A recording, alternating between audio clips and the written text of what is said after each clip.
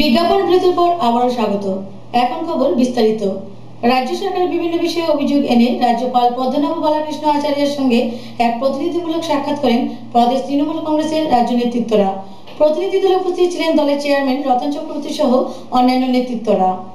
রাজ্যের শিক্ষক কর্মচারী থেকে বেকার যুবক যুবতী সকলেই আজ বঞ্চিত হচ্ছেন রাজ্যের বর্তমান সরকারের আমলে। এই অভিযোগ ত্রিপুরা প্রদেশ তৃণমূল কংগ্রেস দলের। এই অভিযোগের ভিত্তিতে বুধবার রাজভবনে গিয়ে রাজ্যপাল পদ্মনাভ বালাকৃষ্ণ আচার্যের সঙ্গে দেখা করে ত্রিপুরা প্রদেশ তৃণমূল কংগ্রেসের এক প্রতিনিধি দল ও রাজ্য সরকারের বিরুদ্ধে বিস্তারিত অভিযোগ জানান। এই প্রতিনিধি দলের নেতৃত্বে ছিলেন ত্রিপুরা প্রদেশ তৃণমূল কংগ্রেস দলের চেয়ারম্যান রতন চক্রবর্তী।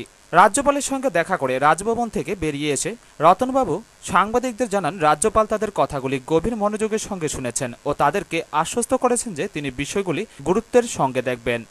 উনি রাজ্যের সমস্যা সম্পর্কে ওয়াকিবহাল হয়েছেন, কারণ রাজ্যে আজকে বঞ্চনার পাহাড় দীর্ঘ হচ্ছে। একদিকে বেকার যুবকদের যন্ত্রণা, অন্যদিকে কর্মচারী সমাজ। আজকে 2 লক্ষ কর্মচারী, তার প্রায় 8 লক্ষ 9 লক্ষ মানুষ এই যে বিশাল দুঃসহ বঞ্চনার মধ্যে পড়েছে। ইতিমধ্যেই তারা অলরেডি এই জীবনে তাদের আর সেই ক্ষতিপূরণ হবে না এমনভাবে আর্থিকভাবে ক্ষতিগ্রস্ত হয়েছেন এবং বর্তমানেও চতুর্দশ অর্থ কমিশনের কাছে তারা বঞ্চিত হতে যাচ্ছেন। এই সমস্ত ব্যাপারগুলো আমরা তুলে ধরেছি। সেই সঙ্গে রাজ্যের ব্যাপক আইন শৃঙ্খলার অবনতি, নারী নির্যাতন, শিশু থেকে শুরু করে বৃদ্ধা পর্যন্ত ধর্ষণের শিকার হচ্ছে প্রতিদিন। বিভিন্ন জায়গায় শিক্ষা, স্বাস্থ্য থেকে পানীয় জল থেকে শুরু করে যে বিভিন্ন সমস্যা, সেই সমস্যাগুলির দিকে আমরা দৃষ্টি আকর্ষণ করেছি। বিদ্যুতের বেহাল অবস্থা, উনি দীর্ঘ সময় মনোযোগ দিয়ে সেগুলো শুনেছেন। সমস্ত কিছু উনি যেহেতু রাজ্যের প্রধান, সেহেতু ওনার কাছে আমরা এই সমস্ত ঘটনা তুলে ধরেছি। ব্যুরো রিপোর্ট, খবর ত্রিপুরা। বিদ্যালয়ে মিড ডে মিল খেয়ে অসুস্থ হয়ে হাসপাতালে চিকিৎসারত 30 জন ছাত্রছাত্রী। ঘটনা বিশালগড় নোয়াপাড়া এসবি স্কুলে। হাসপাতালে ছাত্রছাত্রীদের খোঁজখবর নিতে ছুটে যান স্বাস্থ্যমন্ত্রী বাদল চৌধুরী, উচ্চশিক্ষামন্ত্রী ভানুলাল সাহা সহ অন্যান্য দপ্তরের আধিকারিকরা। খাদ্যে বিষক্রিয়া, মিড ডে মিল খেয়ে অসুস্থ 30 জন ছাত্রছাত্রী। ঘটনা বিশালগড় নোয়াপাড়া এসবি স্কুলে। জানা যায়, বিদ্যালয়ের রুটিন মোতাবেক বুধবার বালাহারের সূচিতে ছিল সবজি ভাত। রান্না শেষ করে বিদ্যালয় কর্তৃপক্ষ ছাত্রছাত্রীদের খেতে দেয় সবজি ভাত। ভাত খাবার পরেই অসুস্থ বোধ করে ছাত্রছাত্রীরা। স্কুলের নাম কি? নোয়াপাড়া বিদ্যালয়। কি হয়েছে এখানে? সকালবেলা ভাত খাইতে বলেছে, খাবার সঙ্গে বিষ মিশাইছে। কি বিষ এটা কেউ এটা ইয়ে করতে হবে না। তারা 10 জন মানে একসঙ্গে খাবার করে বিল্লা বইটা দিতে থাকে। তারপর মাস্টার 1 ঘন্টা তারপর বসাইয়া রাখছে। তারপর দেয়া ইয়ে করতে আছে, মানে গাড়ি ফোন করতে করতে আছে, গাড়ি আর ফোন করে আসতে না, গাড়ি আসতে আসে না। 1 ঘন্টা পরে একবার ফোন করে গাড়ি আসে। আর আরও আছে অনেকে আহত আছে বাড়িতে আছে। খাওয়ান দিছে ভাত আর গিয়া সুয়ামিন দিয়া আলু দিয়া রান্না করছে। তো সুয়ামিনটা কামড় দিয়ে ভাতের লগে দিয়া বলে একটু তেজ লাগে, দুটোর মতো বন্ধুর মতন লাগে। ওই তো আবার বাচ্চা তো না জোরটা মুখ দিতে, এই জোরটা মুখ দিছে রে গলা গাইতে গিয়া আর মারবা কিতা করে করতে আর অনেহে একজোড়া মুখ দিয়া ফালাই দিছে, অনেহে গন্ত ভাইয়া ফালাই দিছে, অনেহে খাইছেও না। স্কুলের নাম কি আছে? বুনিয়াদী বিদ্যালয়। কিছু বুঝে ওঠার পূর্বেই ছাত্রছাত্রীরা ভীষণ অসুস্থতা বোধ করে। পাশাপাশি খবর ছড়িয়ে পড়তেই আশপাশ এলাকা থেকে লোকজন ছুটে এসে ছাত্রছাত্রীদের নিয়ে যায় বিশালগড় হাসপাতালে। খবর ছড়িয়ে পড়তেই মহকুমা প্রশাসনের লোকজন, দপ্তরের বিদ্যালয় পরিদর্শক আগন কুমার ত্রিপুরা সহ অন্যান্য লোকজনও ছুটে আসে হাসপাতালে। ছাত্রছাত্রীদের চিকিৎসা চলছে, প্রত্যেকের অবস্থায় ভালো।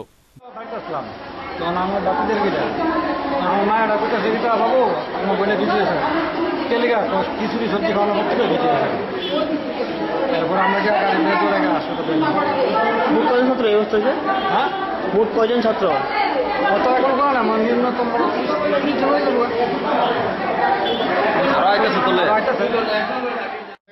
খবর পাই নোয়াপাড়া স্কুলে মিড ডে মিল খাওয়ার পরে নাকি আমাদের কিছু বাচ্চা অসুস্থ হয়ে পড়ছে এবং তার জন্য আমরা এখন হঠাৎ করে আমরা হাসপাতালে এসে দেখলাম আসলে 7-8 বাচ্চা এখানে ভর্তি আছে।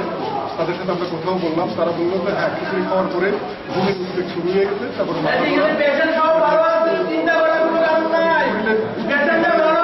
আপনি একজন আইএস হিসাবে স্কুলের বিরুদ্ধে কি ব্যবস্থা নেবেন? আমরা কিন্তু না দেখে তো করতে পারছি না। আমরা দেখবো যারা তাদেরকে নিয়ে দেখবো। আসলে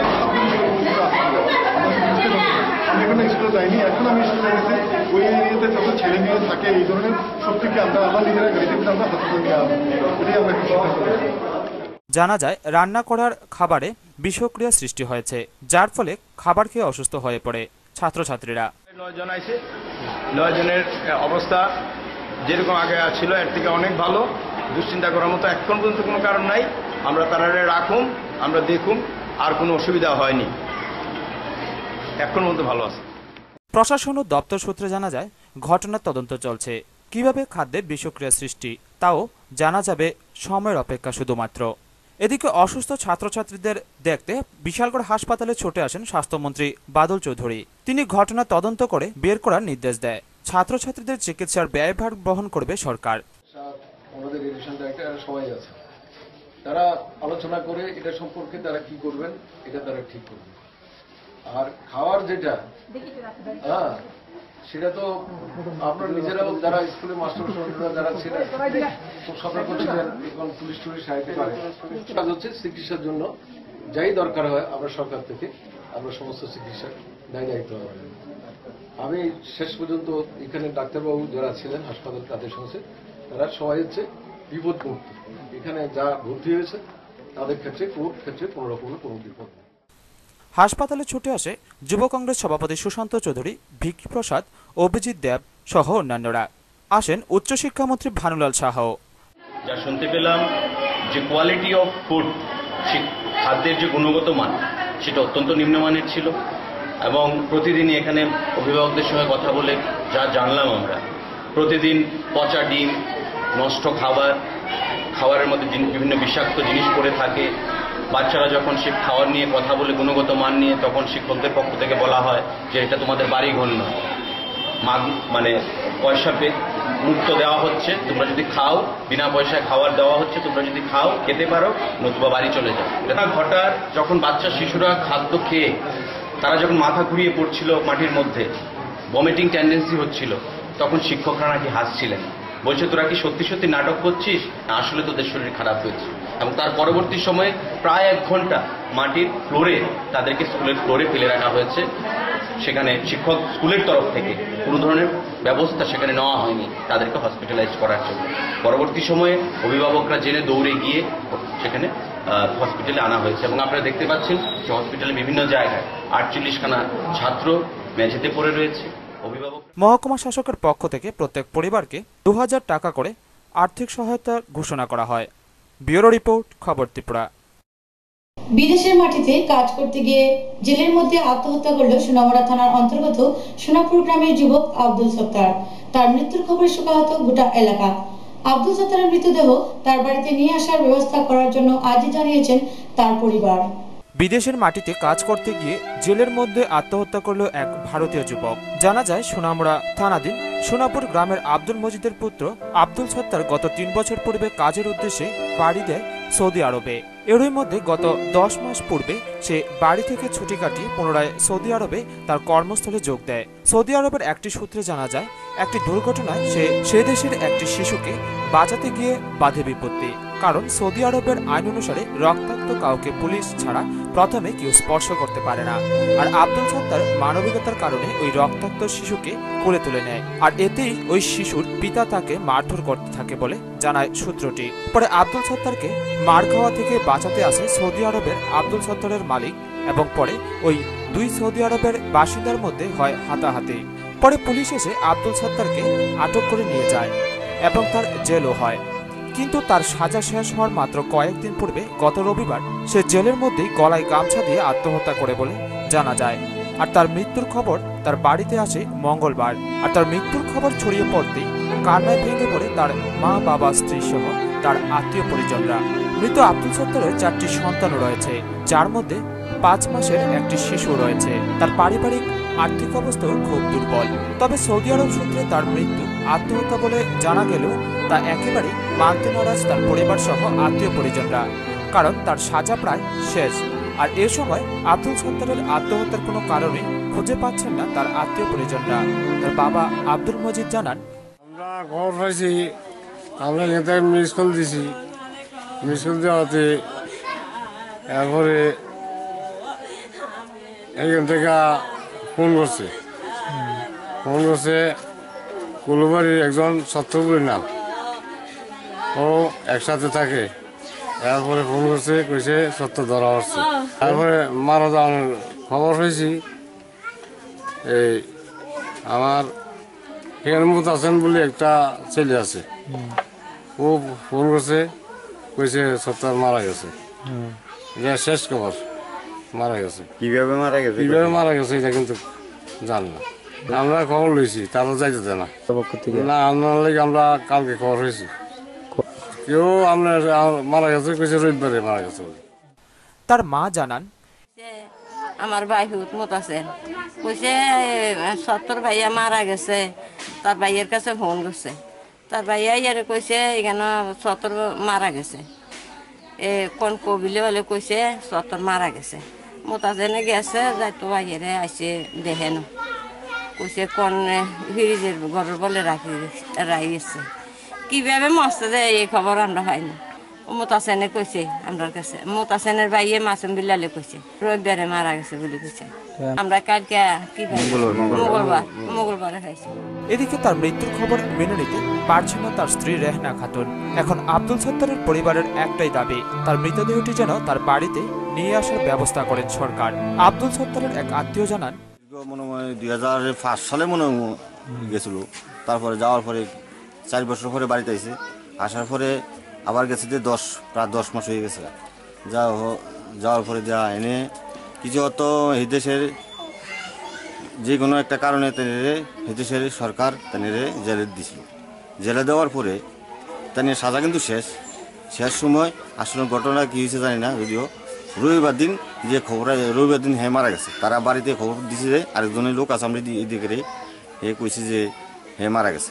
আসলে কীভাবে মারা গেছে, কেমনি আসলে আমরা সত্য ঘটনা কোনো পাই না। ওই তো আমরা এমবিসিতে কোনো আলোচনা করতে আছি এবং থানাতে আমরা ইনফর্ম করছি। আমরা চেষ্টা আনার জন্য আমরা অনেক চেষ্টা করতে আছি। এদিকে বিদেশের মাটিতে এলাকার যুবক আব্দুল সত্তারের মৃত্যুতে শোক স্তব্ধ গোটা সোনাপুর এলাকা। টুটন চৌধুরীর রিপোর্ট, খবর ত্রিপুরা।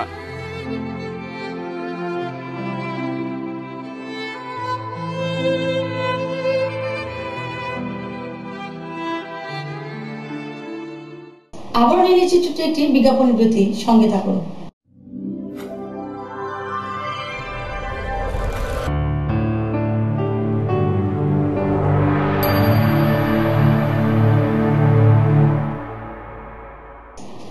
বিজ্ঞাপন বিরতির পর আবারও স্বাগত। 39 মনো বিধানসভা কেন্দ্রের উপনির্বাচনে প্রতিদ্বন্দ্বিতা করার লক্ষ্যে মনোনয়ন জমা দিলেন কংগ্রেস মনোনীত প্রার্থী মাইলাফরু মগ। মনোনয়ন গ্রহণ করেন সাবরুমের রিটার্নিং অফিসার রাজীব দত্ত। 39 মনো বিধানসভা কেন্দ্রের উপনির্বাচনে প্রতিদ্বন্দ্বিতা করার লক্ষ্যে মনোনয়নপত্র জমা দিলেন কংগ্রেস প্রার্থী মাইলাফরু মগ। বুধবার দুপুরে দলীয় কর্মীদের নিয়ে এক মিছিল করে সাবরুম মহকুমা শাসক অফিসে মনোনয়নপত্র দাখিল করেন প্রার্থী। সাবরুমের রিটার্নিং অফিসার রাজীব দত্ত মনোনয়নপত্র গ্রহণ করেন। মনোনয়ন শেষে সাংবাদিকদের সামনে কংগ্রেস প্রার্থী বলেন, শাসক বামফ্রন্টের দুর্নীতি ও নারী নির্যাতনের মতো ঘটনাকে উপনির্বাচনের প্রধান ইস্যু হিসেবে জনগণের সামনে তুলে ধরবেন।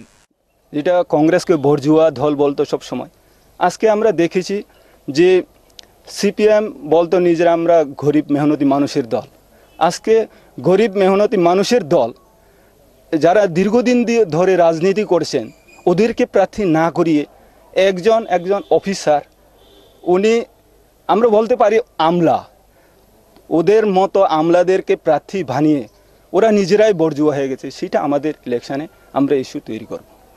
শাসক দলের বিরুদ্ধে এক কথায় একটা অভিযোগ যদি বলতে হয়, কোন অভিযোগটাকে প্রথম আনছেন নির্বাচনী প্রচারে? আমি বলবো এখানে যেটা সবচেয়ে যে নিন্দনীয়, সেটা বলবো দায়নীয় অপবাদ যেটা, সেটা আপনারা দেখেছেন এসডিপিও নিজে শ্মশান থেকে তুলে এনেছিল, সেটাকে আমরা সবচেয়ে বেশি নিন্দনীয় বলবো। তবে কংগ্রেস প্রার্থীর মনোনয়ন মিছিলে আজ অনেক পুরনো নেতাকর্মী ছিলেন অনুপস্থিত। ব্যুরো রিপোর্ট, খবর ত্রিপুরা। উদয়পুর মাতাবাড়ি কল্যাণ সাগরে মাছের মৃত্যু রোধ করা যাচ্ছে না। গত 2-3 দিন ধরে প্রায় 60টি মাছের মৃত্যু ঘটেছে। এই নিয়ে গোটা এলাকায় চাঞ্চল্য দেখা দিয়েছে। মাতাবাড়ি কল্যাণ সাগরের মাছের মৃত্যু রোধ করা যাচ্ছে না।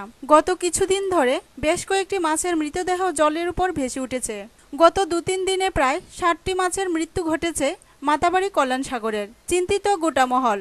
বুধবার মাছের মৃত্যুর কারণ খুঁজতে ঘটনাস্থলে যায় উদয়পুরের fishery officer Nirupam Das, DCM Sabyasachi Sinha. তাছাড়া মৃত মাছের নমুনা ও জলের নমুনা সংগ্রহ করেছেন।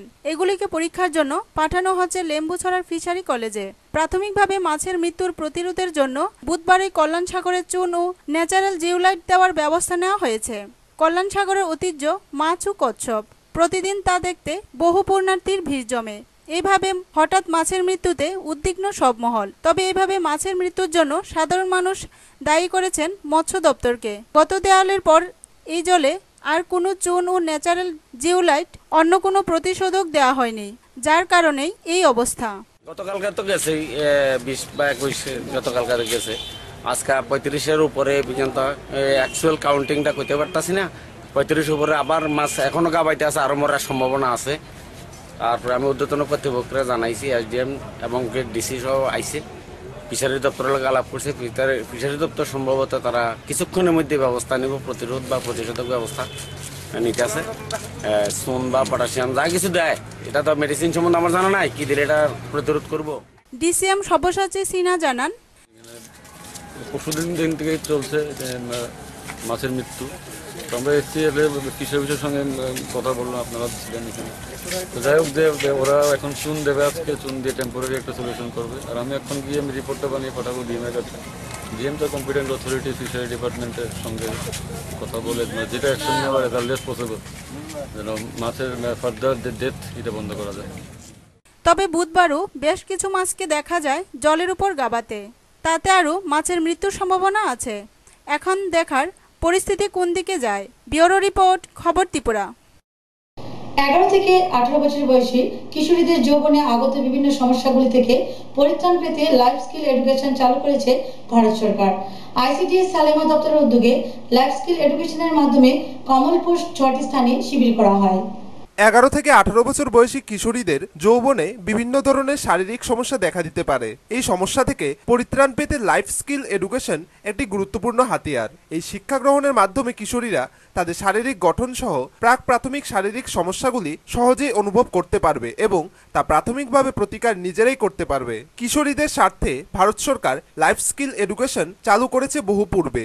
ইতিমধ্যে সালেমা আইসিডিএস দপ্তরের উদ্যোগে লাইফ স্কিল এডুকেশনের মাধ্যমে কমলপুর মহকুমার 6টি স্থানে শিবির করে। মঙ্গলবার কমলপুর মহকুমা হালাহালি কমিউনিটি হলে 11 থেকে 18 বছরের হালাহালি ও দেবীছড়া অঞ্চলের 5 শতাধিক কিশোরীদের নিয়ে পারিবারিক জীবনে শৈল শিক্ষা বিষয়ক এক বিশেষ সেমিনার করা হয় আইসিডিএস সালেমা দপ্তরের পক্ষ থেকে। সেমিনারে উপস্থিত ছিলেন সেক্টর সুপারভাইজার কমলা দাস, সেক্টর সুপারভাইজার তথা সবলা সুপারভাইজার স্নেহাশিস দত্ত, ট্রেনার দেবব্রত মিশ্র, উষারানী দাস, তীর্থময়ী দেববর্মা, শিবানী ভট্টাচার্য সহ আরো অনেকে। কিশোরীদের জীবন যৌবনে শারীরিক কি সমস্যা হতে পারে এবং তা প্রতিকার কিভাবে করা হবে তা নিয়ে আলোচনা করেন সবলা প্রকল্পের সালেমা আইসিডিএস দপ্তর ইনচার্জ স্নেহাশিস দত্ত, ট্রেনার দেবব্রত মিশ্র সহ অন্যান্য বক্তারা। এই হিমোগ্লোবিনের নিচে যারা স্ট্যান্ডার্ডে আছো, তোমাদের ক্ষেত্রে অনেকগুলো সমস্যা আছে। কি কি সমস্যা আসছে? 1 নম্বর সমস্যা হয়েছে গিয়া খুব তাড়াতাড়ি পরিশ্রান্ত বোধ করা। কোনো কাজকর্ম করছো না, একটু পড়াশোনা করছো, একটু জায়গায় হাইটে আইছো, আবার সঙ্গে সঙ্গে মনে হইব খুব পরিশ্রম করে আসছে। যার জন্য স্কুলে ক্লাসে বইয়াছেরা মাস্টারমশাই যখন আজকে মূলত যে প্রোগ্রামটা সেটা হচ্ছে কিশোরীদের সবল অন্তর্ভুক্ত কিশোরীদের নিয়ে তাদের পারিবারিক জীবনশৈলী তথা লাইফ স্কিল এডুকেশনের উপর আমাদের এই প্রোগ্রাম। আমরা এই নিয়ে এই বছর এই 6ষ্ঠ প্রোগ্রাম আমাদের। আমরা আজকে যে প্রোগ্রামটা করতে যাচ্ছি সেটা হচ্ছে হালাহালি এবং দেবীছড়া সেক্টরের সবলাভুক্ত কিশোরীদের নিয়ে আমরা করছি। আমরা আগামীকালকেও আর একটা প্রোগ্রাম আছে। ব্যুরো রিপোর্ট, খবর ত্রিপুরা। বিল দফা দাবির ভিত্তিতে রাজনগর ব্লকে বিডিও নিকট এক ডেপুটেশন দিল জিএমপির বিভাগীয় কমিটি। হয় এক জমায়েত। এতে বক্তব্য রাখেন সংগঠনের কেন্দ্রীয় কমিটির সভাপতি নারায়ণ রূপিণী সহ অন্যান্যরা। মিথ্যা প্রতিশ্রুতি দিয়ে ক্ষমতায় বসেই কেন্দ্রের নরেন্দ্র মোদী সরকার গরিব মারা নীতি নিয়েছে, এর তুমুল সমালোচনা করলেন বিশিষ্ট বাম নেতা জিএমপি কেন্দ্রীয় কমিটির সভাপতি নারায়ণ রূপিণী। মঙ্গলবার রাজনগরে 20 দফা দাবিতে ব্লক ডেপুটেশনের জমায়েতে সমবেত জনতাকে সম্বোধন করে তিনি বলেন, তার বিপরীত ফল সারা ভারতবর্ষের মধ্যে প্রবাহিত হতে দেখেছে। এই কারণে বলছি যে কংগ্রেসের দুর্বলতা নিয়ে নরেন্দ্র মোদী যেভাবে রাজ্যে রাজ্যে ঘুরে হেলিকপ্টার ভাড়া নিয়ে রাজ্যে রাজ্যে প্রোগ্রাম করেছিল, মানুষকে বলেছিল, কংগ্রেসের যে দুর্বলতা। এদিন গণমুক্তি পরিষদের ডাকে ব্লক এলাকার সবকটি জায়গা থেকে কর্মী সমর্থকরা এসে যোগ দেন। বিকেল 3:15 নাগাদ গোপাল রিয়াং, মেতংজয় রিয়াং, অংথাই চিংমক, পদরায় ত্রিপুরা, দশলক্ষ্মী ত্রিপুরা, দেবাশিস দেববর্মা সহ এক প্রতিনিধি দল ব্লক অফিসে বিডিওর কাছে দাবি সনদ নিয়ে ডেপুটেশনে মিলিত হন। বিলোনিয়া বিভাগীয় জিএমপির পেশ করা দাবির মধ্যে রয়েছে সকল ভূমিহীন জুমিয়াদের বাস্তবভিটা প্রদান, খ্যাতমজুর জুমিয়াদের জন্য 200 দিন রেগার কাজ ও 300 টাকা মজুরি, অনুপজাতিদের ও বনভূমিতে পাট্টা প্রদান, বিলোনিয়া মহকুমায় অন্তত একটি আবাসিক একলব্য বিদ্যালয় স্থাপন সহ গণবন্টনে সব পরিবারে মাসে 35 কেজি চাল দেওয়া ইত্যাদি।